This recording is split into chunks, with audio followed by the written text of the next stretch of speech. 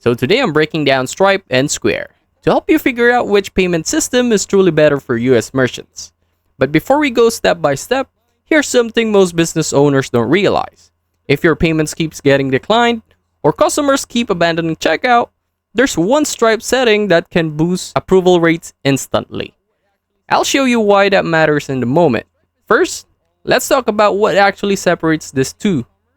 Stripe is built for online-first businesses. If you're running e-commerce, subscriptions, or any website-based checkout, Stripe gives you advanced APIs, fraud tools, invoicing, and customizable payment flows.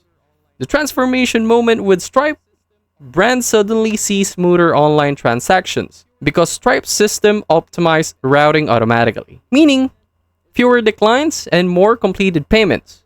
Square, on the other hand, is built for in-person sellers, restaurants, retail shops, service providers, and anyone needing terminals or POS tools. And the big transformation?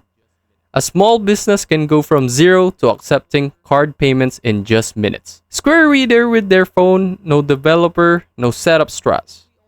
Now, the real question, which is better?